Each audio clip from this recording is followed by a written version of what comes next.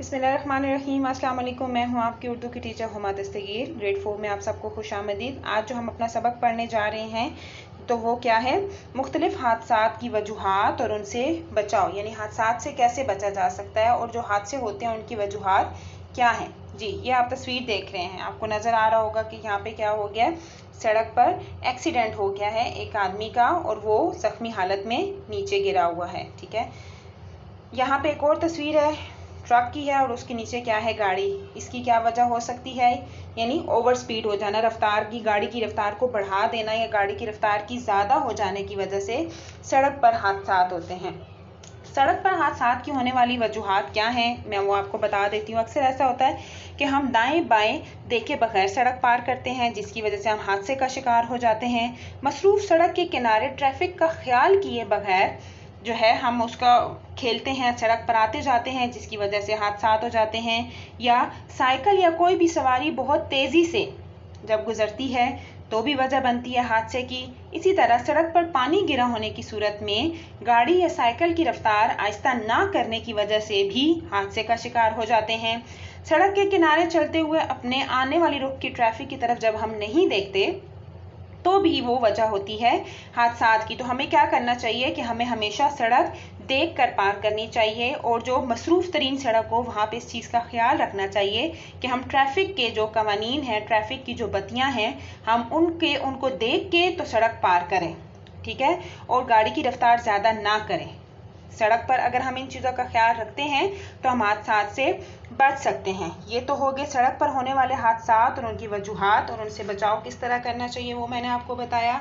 अब हम चलते हैं कि घरों में जो हादसात होते हैं उनकी क्या वजूहात होती हैं और घरों में किस किस तरह के हादसात होते हैं। जी, ये तस्वीर देख रहे हैं, इसमें क्या हो रहा है कि एक बच्चा साहब जो हैं वो अपने सामने गोलियां खोल के बैठे हैं, टैबलेट्स खोल के बैठे हैं। ठीक है, ये सबसे ज़्यादा ख़तरनाक बात होती है, सबसे ज़्यादा ख़तरनाक चीज़ होती है। जी, ये देखें यहाँ पे ये क्या कर रहे हैं साहब, इन्होंने अपने तार जो है मुंह में डाली हुई है। ये भी एक वजह होती है बच्चों के लिए ख़तरनाक। जी, किचन में आ जाएं। किचन में आप लोग क्या करते हैं कि अक्सर जो छोटे बच्चे होते हैं वो हाथों में छुरियां वगैरह या माचिस की डिब्बी उठा लेते हैं, जिससे भी खतरा होता है हादसों का। जी, वॉशरूम्स में ये आपको क्या नज़र आ रहा है, हार्पिक है, फिनाइल है, सरफेस क्लीनर है, ठीक है, तेज़ाब वगैरह हैं। ये भी एक वजह बनती है घरों में हादसे की।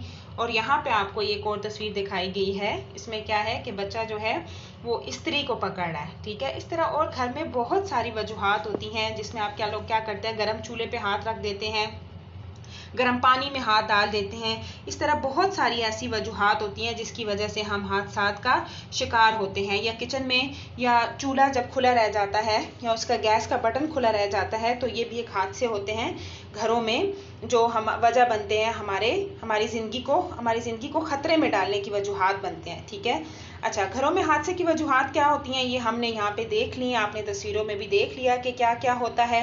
अच्छा, अब हमें इनसे बचाव के लिए क्या करना चाहिए। जी, सबसे पहले तो हमें ये करना चाहिए कि जितनी भी दवाएं हैं, अदवायात हैं, उनको बच्चों की पहुंच से दूर रखना चाहिए। ठीक है, क्योंकि इस तरह से अगर बच्चों की पहुंच में रहेंगी तो वो बच्चे उनको खा पी सकते हैं, जिसकी वजह से उनको नुकसान हो सकता है। ठीक है, और शीशे की चीज़ें मसलन ग्लास वगैरह टूटने पर जगह को फ़ौरन साफ़ कर देना चाहिए। छोटे बच्चों की निगरानी करनी चाहिए कि वो बिजली के स्विच या आग के पास ना जाएं। ठीक है, और जितनी भी इस तरह की ख़तरनाक चीज़ें हैं वो बच्चों की पहुंच से दूर रखें ताकि हादसात से बचा जा सकते हैं। और इस सिलसिले में आप अपने अम्मी की मदद कर सकते हैं।